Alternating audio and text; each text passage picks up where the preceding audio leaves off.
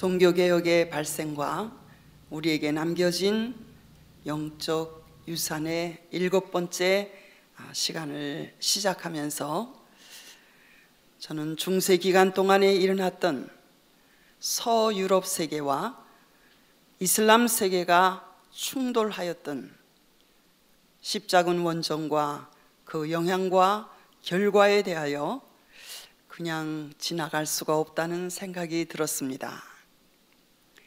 기독교는 동방 예루살렘에서 시작하여 복음의 역사는 계속 서진하여서 로마 제국에 이르러 콘스탄틴 황제 이후 양적으로는 크게 성장하였으나 그때로부터 교회는 세속화가 시작하여 중세 시대에 이르러서는 더욱 생명력을 잃어버리고 교회 제도와 형식 그리고 의식화되기에 이르렀습니다. 이슬람교 역시 동방 아라비아 반도인 메카에서 시작되어 점점 세력을 팽창하여 시리아와 팔레스틴과 이집트와 북아프리카를 점령하고 8세기 초에는 유럽의 관문인 스페인까지 점령을 하였습니다. AD 636년 예루살렘이 이슬람 칼리프에게 점령을 당했죠. 칼리프라는 것은 술탄이라는 단어와 같은 단어였는데 이슬람 세계의 최고 통치자를 가리키는 말입니다. 요즘에 신문에 예루살렘 문제로 세계가 지금 굉장합니다. AD 636년 예루살렘이 처음 이슬람 세계의 군주인 칼리프에게 점령당하고 그리고 1076년에는 셀죽 투르크라는 같은 이슬람이지만 터키에서 일어난 셀죽 투르크라는 민족이 세력을 키워서 동로마 제국의 영토를 침략하고 동로마 제국이 그때까지 다스리고 있었던 거점 도시들을 점령했습니다. 그리고 점점 동로마 제국의 수도인 콘스탄티노플을 향해서 계속 진격해 오니까 동로마 제국의 황제가 서로마 교회의 교황에게 원군을 요청했습니다.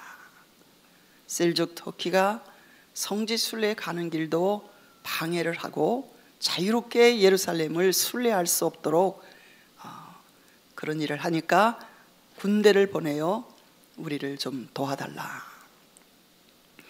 이때 교황 우르반 2세가 이 동방 비잔틴 교회를 모슬렘 세력으로부터 구해내고 그리고 동서 교회를 재통합하여 교황 1인 체제로 이 세계를 다스릴 수 있는 좋은 기회가 왔구나. 그리고 이 교황의 권위를 높일 수 있는 기회가 왔다고 우르반 2세는 생각했습니다. 그래서 1095년 프랑스의 클레르몽이라는 이 도시를 방문한 교황은 예루살렘의 신성한 이 장소들을 모독하고 그리고 성지 순례자들에게 수모를 당하게 하는 이 이교도들인 모슬렘을 강력하게 비판하고 그리고 예루살렘과 예수님께서 죽으시고 부활하신 저 성묘 교회를 다시 탈환하여 한다는 것을 호소하였습니다.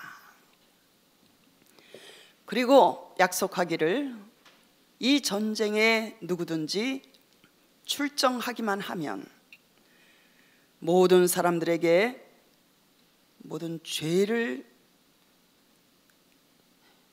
용서해주고 그리고 모든 빚, 부채를 탕감해 줄 것이며 연옥에 혹시 가 있게 되면 연옥에 가 있는 기간을 상당히 단축시켜주고 이교도와 싸우다가 죽는 사람들에게는 천국을 보상받을 수 있을 것이라고 약속했습니다.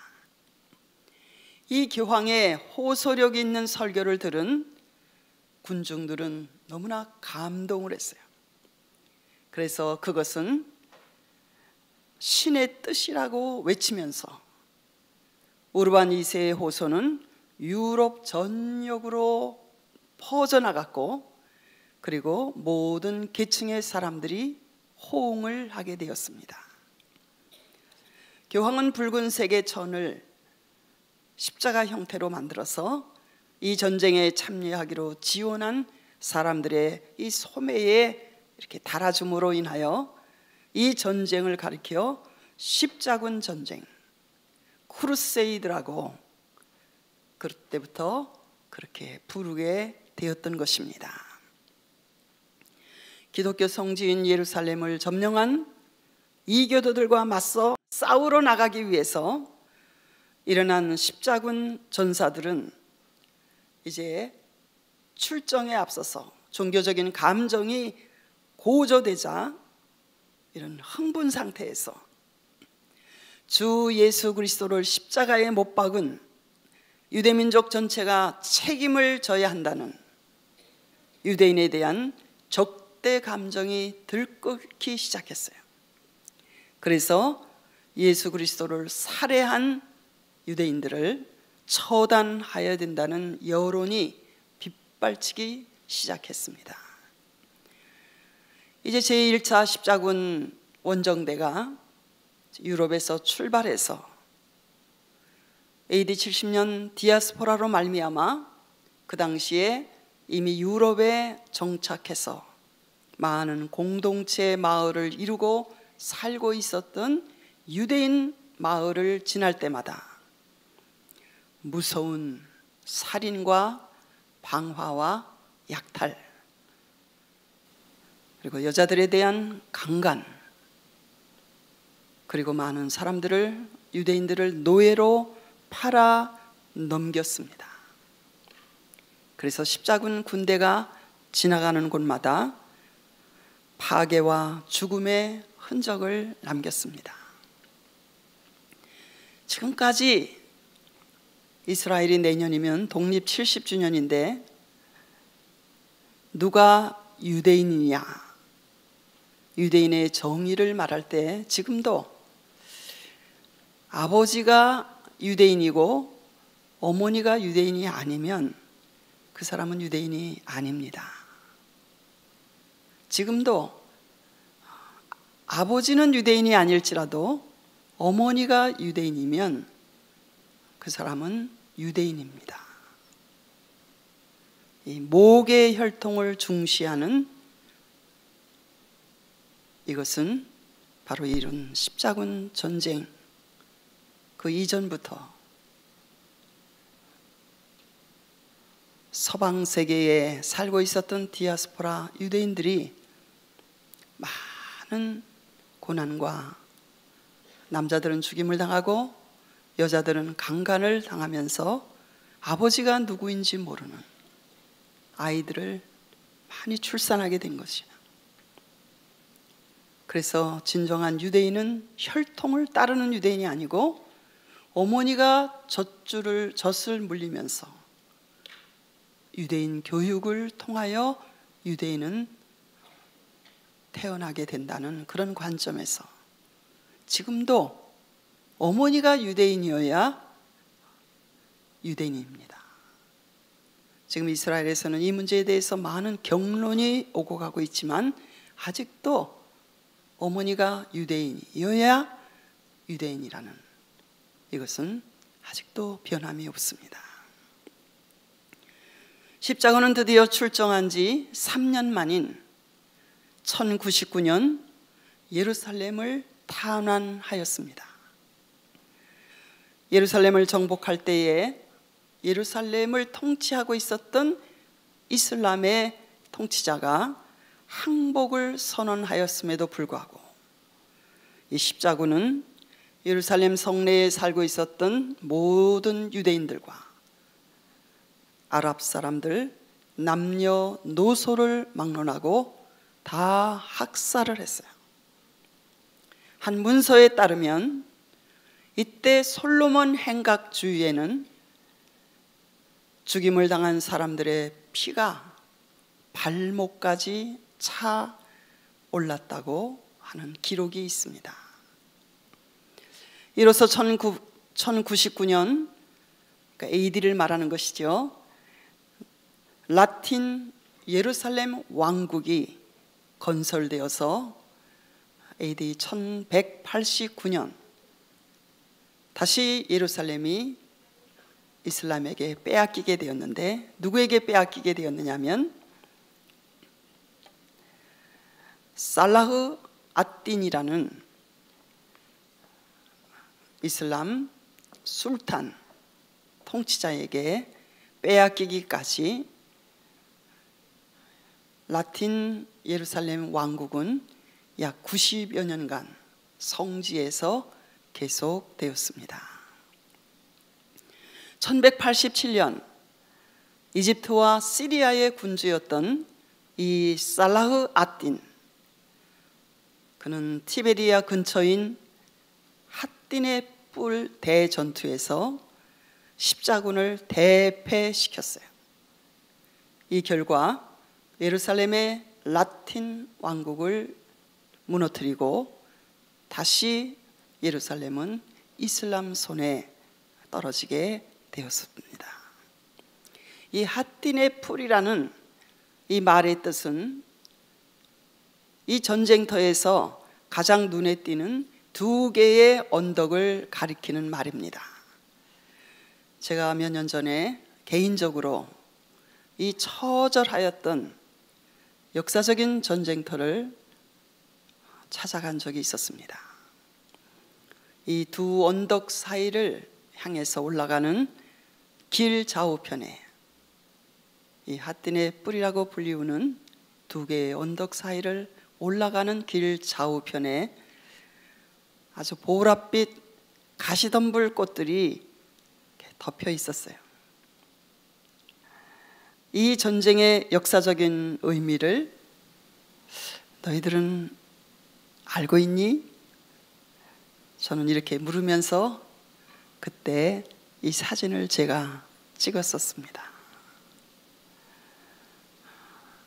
저런 색깔의 꽃을, 가시나무 꽃을 저는 그때 처음 보았습니다. 그때 흘려진 그 수많은 십자군 전사들의 그 죽음을 기억하는지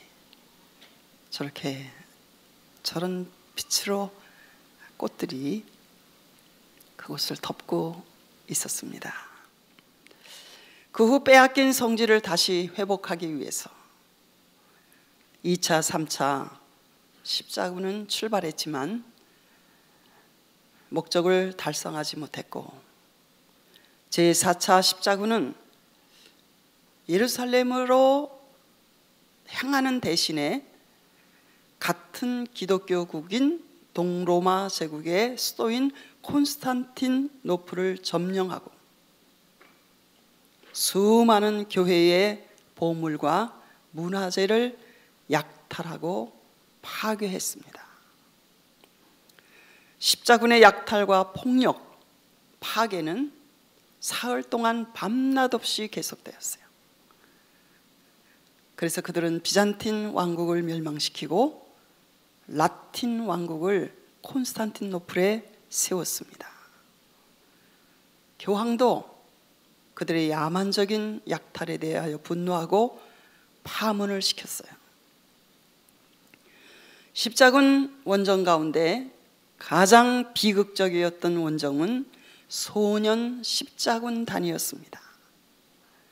스테반이라는 12살의 소년이 하나님으로부터 계시를 받았다면서 시작된 이 소년 십자군은 평균 연령이 16살밖에 안 되는, 대부분이 4만 명에 이르는 목동들이었어요. 그들은 프랑스 북부에서 시작해서 성지 다란을 목적하고 떠났지만 도중에 유럽 상인들의 농간으로 인해서 노예로 팔리든지 아니면 해상 사고로 지중해 바다에 수장되고 말았습니다. 십자군은 지중해 해안 평야의 북쪽 항구 도시인 이제 계속 쫓겨면서 악고라는 곳에다 마지막 요새를 건설하고 최후의 항전을 벌이다가 1299년 이슬람군의 패함으로 그 악고에서 쫓겨나게 되었죠. 11세기와 12세기, 13세기에 걸친 200년 동안 8번이나 출정하였던 십자군 시대는 악고에서 십자군이 패함으로 역사의 장에서 영원히 사라지게 되었습니다. 그때로부터 이 팔레스틴 땅은 다시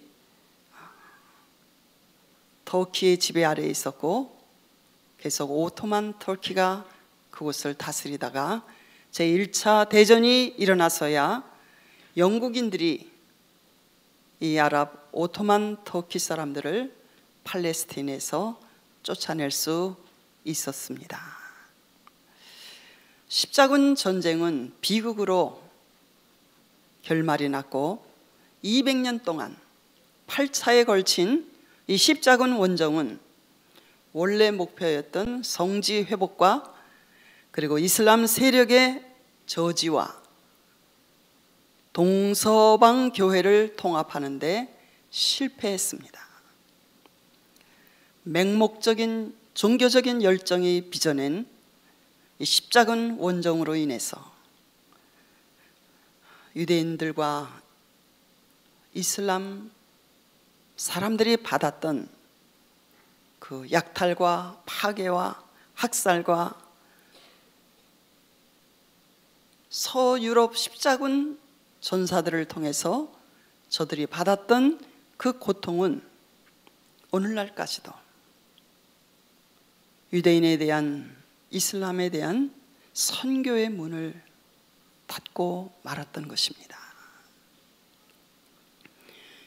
교회사를 저술한 쿠퍼라는 학자는 십자군 전쟁에 대해서 이렇게 정의를 했습니다. 십자군 전사들은 성지 점령을 요청했던 교회의 교황의 지도를 따랐습니다. 그러나 그들은 다음과 같은 질문을 한 번도 한 일이 없었습니다. 십자군 전쟁에 참여하는 것이 하나님을 섬기는 신앙 생활에 동참하는 일인가요? 이런 질문을 한 번도 해보지 못했다는 것입니다. 그 이유는 그때 당시 일반 사람들은 정말 슬프게도 신앙생활에 대한 충분한 교육을 받지 못했기 때문에 그와 같은 질문을 한 사람이 없었다는 것입니다. 그러므로 후대에 우리는 십자군 전사들의 종교적인 열심은 인정할 수 있지만 그들의 신앙적인 무분별함에는 찬사를 보낼 수 없고 동의를 할 수 없게 된 것입니다.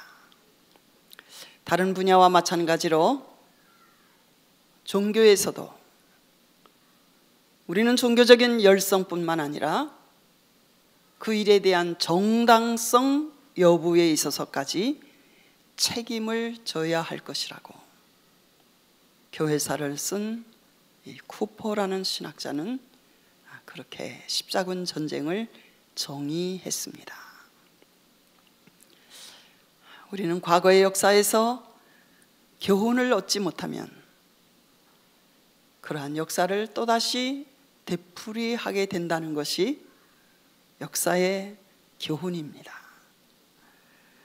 십자군 원정의 중세 유럽 사회에 미친 영향과 결과를 살펴보면 십자군 운동 기간 동안 수많은 서유럽의 사람들이 배로 혹은 육로로 먼 나라들을 여행했습니다.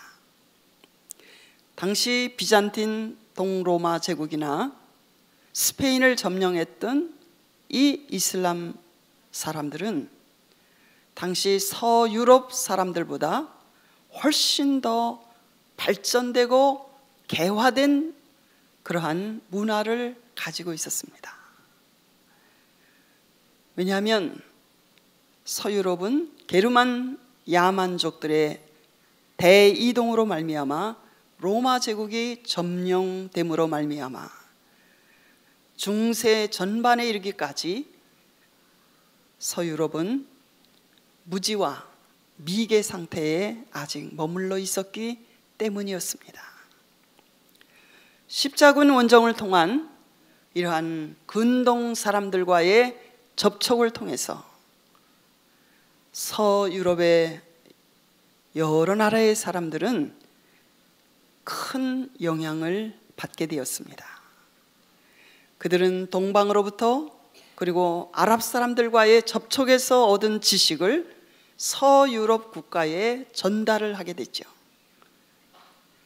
그래서 이 십자군 원정을 통해서 유럽의 무역과 상업이 발전되었고 새로운 많은 도시들이 생겨나게 되었고 또 십자군 전쟁의 실패로 말미암아 교황권이 쇠퇴하게 되었습니다.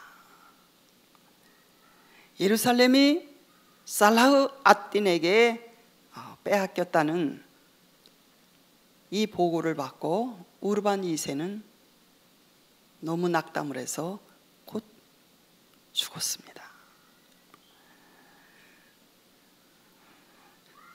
가톨릭 교황의 권력은 그 결과로 약화되고 국가의 왕권이 나라들의 왕권이 강화되었고 그리고 그때부터 시민 계급이 서서히 형성되기 시작했습니다. 이러한 중세의 어두움을 걷어내고 새로운 시대가 밝아오고 있었는데 첫째로 이 남쪽 유럽을 중심으로 해서 번져간 르네상스라고 불리우는 고전의 재현이라고 불리우는 르네상스 운동이 일어나게 된 것입니다. 르네상스라는 그 단어의 의미는 재생, rebirth라는 의미입니다. 유럽 문명사에서 14세기와 16세기 사이에 일어난 문예부흥을 가리키는 말입니다. 이 문예부흥은 처음 어디로부터 시작되었느냐면 남부 유럽인 이탈리아의 피렌체에서 시작되어서 문화 예술 전반에 걸친 고대 그리스 문명과 로마 문명을 재발견하고 재수용하자는 것을 의미하는 것이 그러니까 헬레니즘의 부활을 가리키는 것이죠. 또 하나가 있는데 그것은 북부 유럽을 중심으로 해서 그러니까 독일을 중심으로 해서 일어난 독일과 프랑스를 중심으로 해서 일어난 종교적인 각성 운동이었습니다. 이것이 종교개혁이지요. 북유럽에서는 죄의 용서와 구원을 사고 파는 이 면죄부 판매가 실마리가 되어서 비텐베르그 대학의 교수이고 카톨릭 교회의 사제였던 마르틴 루터가 이 찬란한 개혁의 새날을 밝히게 된 것입니다. 루터의 뒤를 이어서 율리 쯔빙글리, 또 장 칼뱅, 그리고 파렛이라는 이 15세기와 16세기에 걸쳐 살았던 종교개혁 1세대 사람들입니다. 그들은 모두 스위스에서 종교개혁을 일으킨 사람들입니다. 제가 첫 번째 시간과 두 번째 시간에 말씀드렸듯이 인류 문명사의 흐름을 바꾼 이 마르틴 루터의 종교개혁의 시작과 근본 동기는 영적인 만족을 갈망하는 그의 영적이며 내적인 고민과 투쟁에서 시작되어진 것입니다. 그는 자신의 인간성 자체가 근본적으로 타락되었다는 것을 마르틴 루터는 깊은 고민 가운데서 깨닫게 되었죠. 그리고 이런 상태에서 내가 어떻게 죄를 용서받고 구원받아 거룩하신 하나님 앞에 설 수 있겠는가? 자기 자신의 내면 속에 기대할 만한 어떤 의도 존재하지 않는 이런 상태에서 그는 마침내 성경을 깊이 연구하다가 로마서에서 사도 바울이 발견한 구원관, 곧 성경이 제시한 기독교의 근본 진리인 구원관을 발견한 것이지요. 예수 그리스도를 통하여 하나님께서 이루시고 행하신 이 크신 일을 믿을 때에 하나님께서 주시는 선물의 의, 곧 하나님으로부터 온 의, 인간의 의가 아니라 하나님의 선물의 의, 하나님으로부터 온 의를, 곧 이것은 하나님의 은총과 은혜로 말미암아 사람은 구원받을 수 있다는 하나님 홀로 이루신 단독 사역론입니다. 인간의 공로와 연합해서 구원이 이루어지는 것이 아니라는 것이죠. 그래서 개신교의 구원론의 신앙 원리가 오직 성경으로, 오직 믿음으로, 오직 은혜로입니다. 그러나 가톨릭이 가르치는 구원과는 이 하나님의 은총에다가 인간의 어떤 공로와 선행이 더해짐으로 구원이 이루어진다고 하는 신인 합동론에 근거한 것이 캐톨릭의 구원관입니다.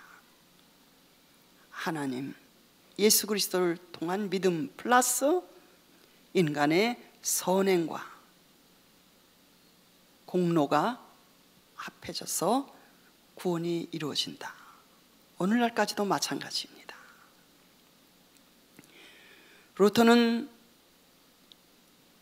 사도 바울이 발견한 이 구원론, 성경이 우리에게 제시하고 있는 이 구원관을 통하여 자기 자신이 중생하고 거듭나 새로워졌고 변화가 생기고 자기 속에서 새로운 개혁이 시작되었을 때 하나님이 주시는 힘으로 종교개혁의 불씨를 지폈다고 할 수 있습니다. 사실 마르틴 루터는 그가 속해 있던 중세교회를 조금 더 성서적인 교회로 개혁하려고 하였던 것이었지 결코 새로운 신교 같은 이런 프로테스탄트 교회를 만들려고 처음부터 시도했던 것은 결코 아니었습니다. 루터의 뒤를 이은 제가 조금 전에 소개해드린 율리 쯔빙글리, 장 칼뱅, 파렛, 이 사람은 다 스위스에서 종교개혁을 일으켰던 종교개혁 1세대에 속한 사람들입니다.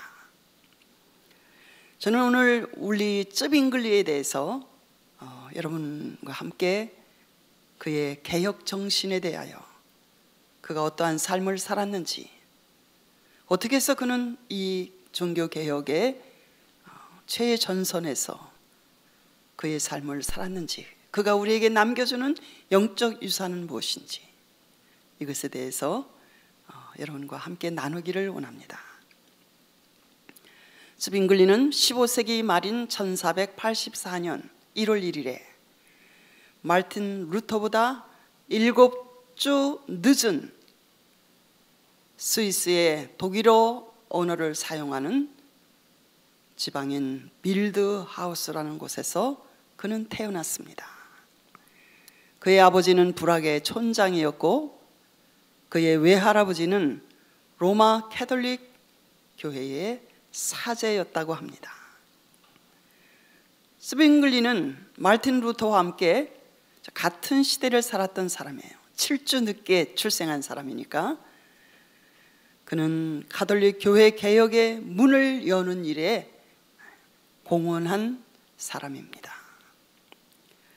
그는 스위스의 바젤과 베른, 그리고 오스트리아의 비엔나에서 라틴어를 공부했고 변증학을 공부했고, 그리고 음악과 헬라어를 공부한 후에 그리스와 고대 로마의 문인들에 대해서 공부하였고, 그리고 1506년 로마 카톨릭의 사제로 서품을 받아 목회자가 되었습니다. 그때 당시 그는 새로운 학문의 조류인 인문주의를 받아들여서 사제이면서도 인문학자인 에라스무스와 가까운 교제를 나누며 그로부터 많은 영향을 받게 되었습니다.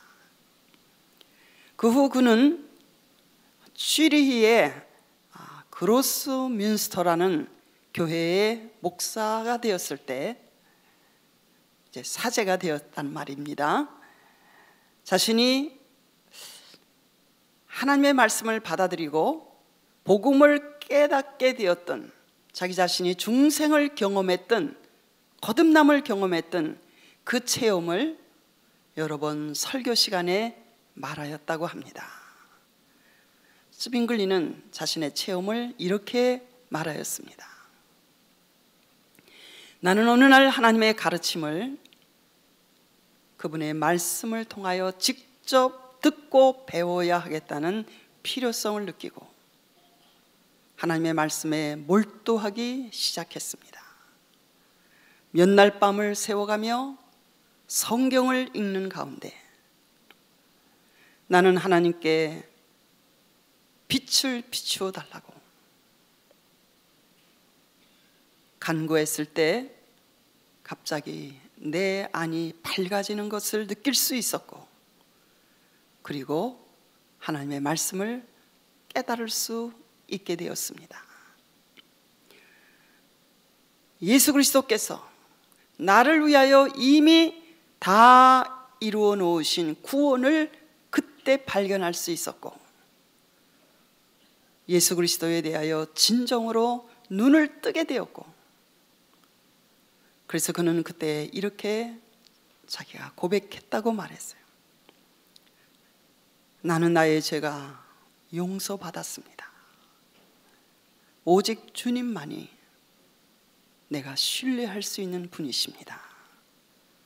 이렇게 고백하였다고 그는 여러 번 설교 시간에 자신의 체험을 이렇게 나누었다고 합니다.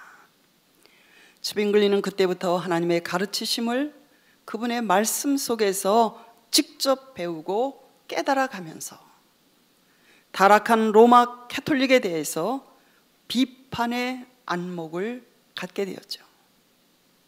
자기가 읽고 배우고 깨달은 성경 내용과 실제적으로 중세시대의 캐톨릭 교회가 많이 다르다는 것을 발견한 것이죠. 그래서 그는 자연스럽게 종교 개혁자가 되었던 것입니다. 중생의 경험이 너무나도 확실한 그의 힘있고 예리한 설교는 많은 사람들에게 큰 감화와 영향을 주게 되었습니다. 그는 35세 되던 1519년 8월에 그가 목회 활동을 하였던 이 취리히에 흑사병이 돌기 시작했어요.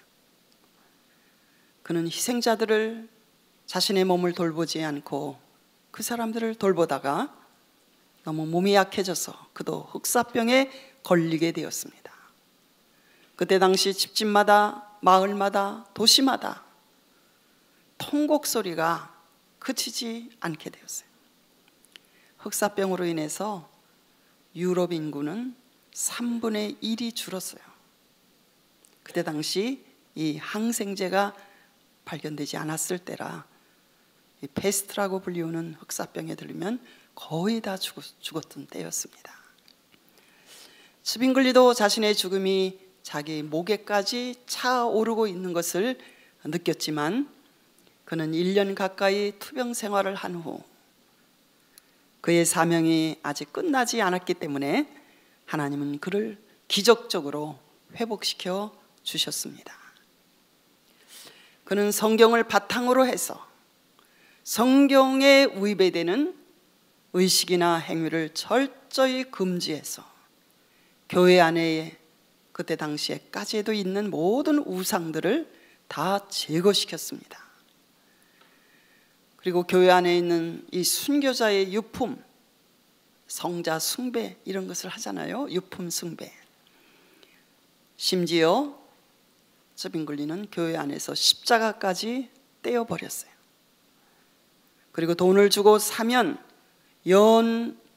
연옥의 영혼들이 죄를 용서받는다는 이 면죄부 판매에 대해서 비판하였습니다. 특별히 스빙글리는 가톨릭 교회의 교리 중에 핵심 교리인 이 성찬에 대한 화채설이라는 것이 있습니다. 이것을 반박하고 성찬의 기념설, 상징설 이것을 주장하였습니다.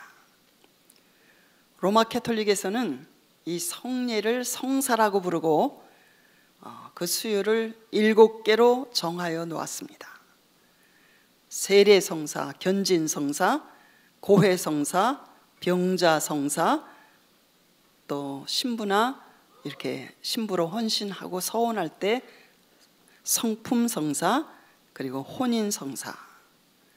그러나 종교개혁자들은 교회의 성례를 오직 세례와 주의 만찬인 성찬 이 2개로 제한을 했어요.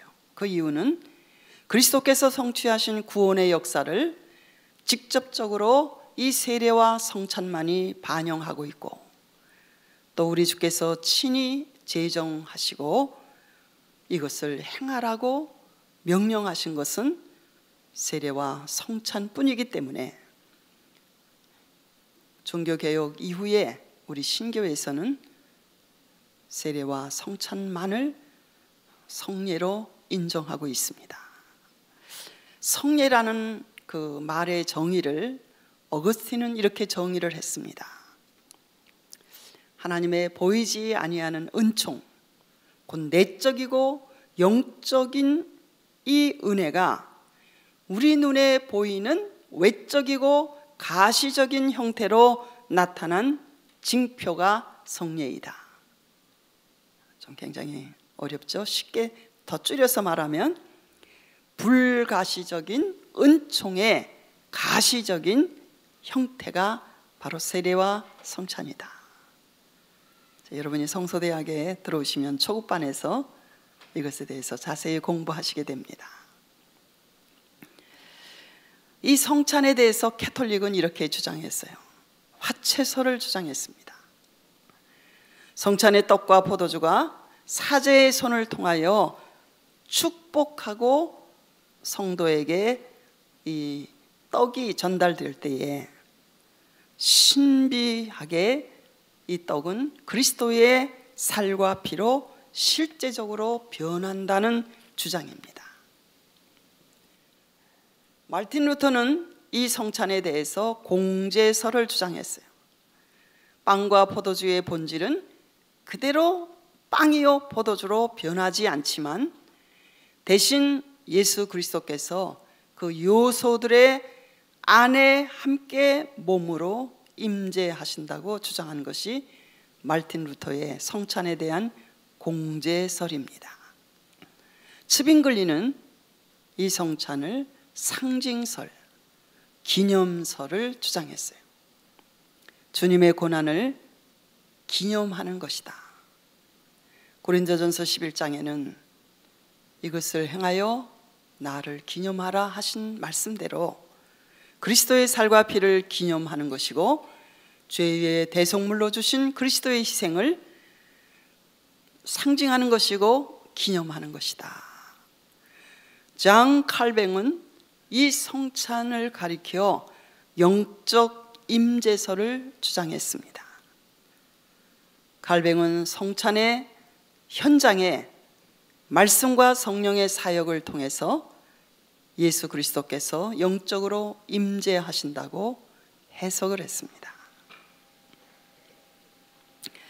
1529년에 유명한 마르부르크 회당이 독일에서 열리게 되었는데 이 회의의 목적은 가톨릭 세력의 공격에 대한 마르틴 루터와 츠빙글리가 어떻게 공동 전선을 펼 것인지, 그리고 복음주의 세력 내부의 분열을 어떻게 막아낼 것인지, 또 주님의 성찬에 대한 두 사람의 다른 의견의 차이를 어떻게 해결하고 통합할 것인지, 이것을 의논하였는데 결국은 끝까지 이 성찬에 대한 두 사람의 다른 견해와 주장은 이렇게 합쳐지지 않고 그대로 결렬되었습니다. 츠빙글리의 생애를 마지막으로 말씀을 드린다면 그는 스위스의 용병 제도를 반대하고 폐지할 것을 주장했습니다. 당시 캐톨릭 교회는 교회의 경제적인 수입원의 대부분이 어디로부터 충당되었는가 하면 이제 스위스 교회의 경우에는 면제부를 판매해서 수입원을 거기에서 얻었고, 또 하나는 용병제도 중개업을 캐톨릭 교회에서 했어요. 용병제도라는 것은 군인이 필요한 다른 나라에 군인으로 대신 보내는 일입니다. 용병제도는 정말 가난했고 어려웠던 시절에 스위스의 역사의 한 부분입니다. 스위스는 지금 굉장히 잘 사는 나라예요. 그러나 옛날에는 정말 가난한 나라였어요. 국토의 25%만이 경작이 가능했어요. 나머지는 알프스 산맥과 호수들로 이루어져서 정말 척박하고 가난한 산악 국가였습니다. 목초지가 부족해서 양이나 염소를 기를 수 있는 그것이 제한되어 있었고, 농사는 더군다나 어려웠고, 그래서 언제나 식량이 부족했어요. 그리고 바다를 끼고 있지 않기 때문에 무역과 산업이 발달하지 못했고, 너무 식량도 부족하고 가난하니까 용병업으로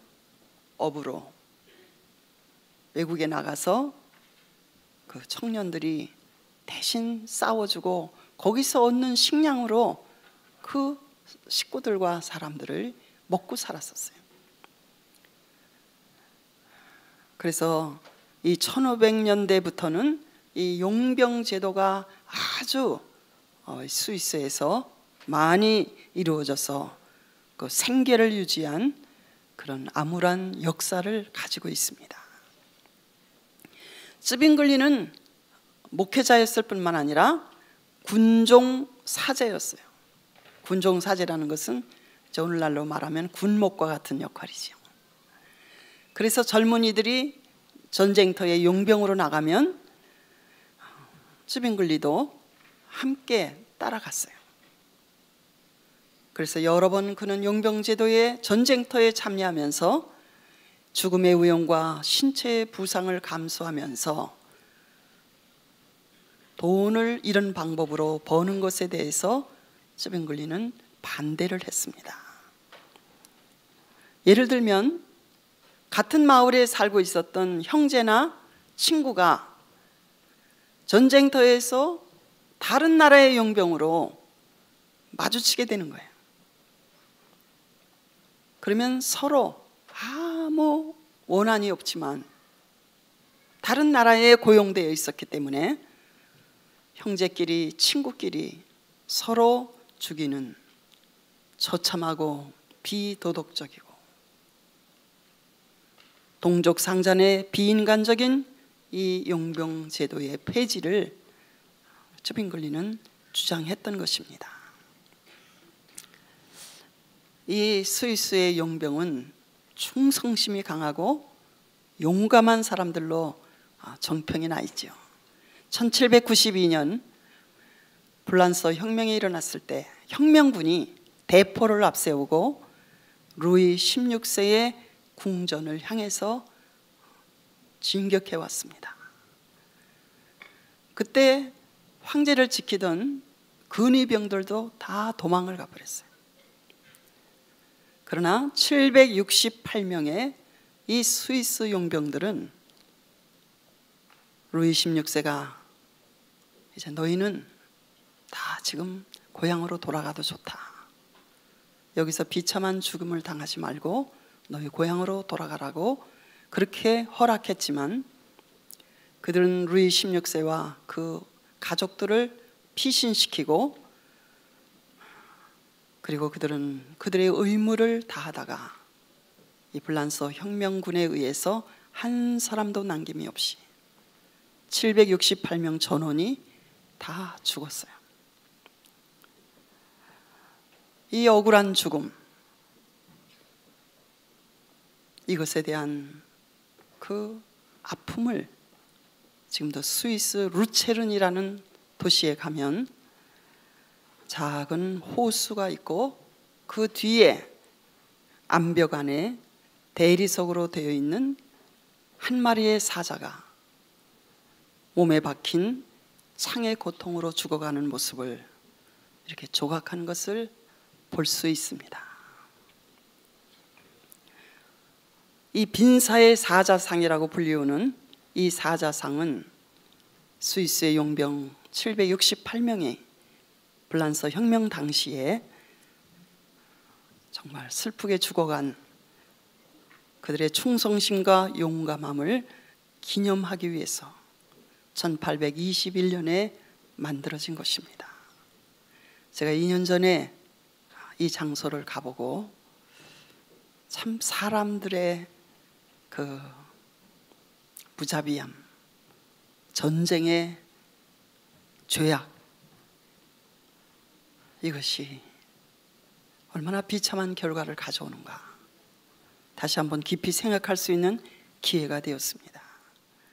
쯔빙글리에 의해서 취리를 중심으로 해서 전개된 이 종교개혁 운동 때문에 신교와 구교, 이제 교인들 사이에 대립이 심각해졌어요.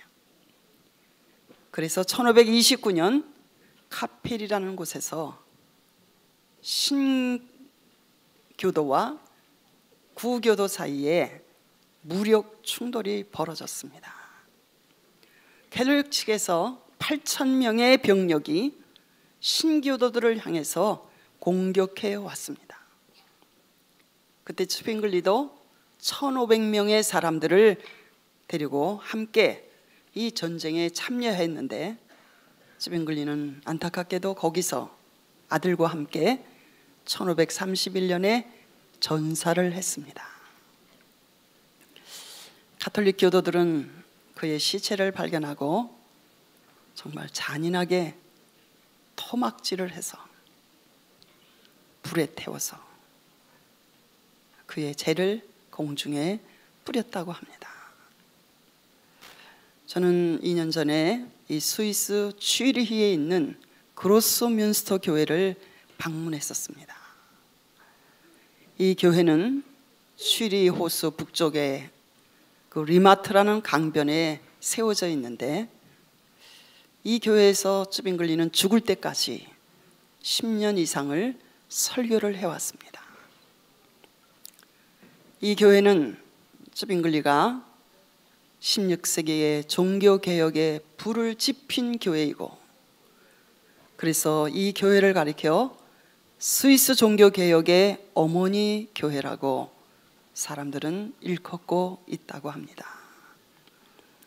이 그로스민스터 교회와 가까운 이 리마트 강변에 푸르고 높은 지붕에 프라우뮌스터라는 교회가 있습니다. 아주 가까운 곳에 두 교회가 나란히 있는데, 이 교회의 창문에는 색채의 마술사라고 불리우는 마르크 샤갈이 만든 5개의 스테인 글라스 창문이 있습니다. 이 그림 속에는 선지자 야곱, 그리고 그리스도, 시온, 율법에 관한 이렇게 그림으로 이 교회는 굉장히 유명한 교회가 되었습니다.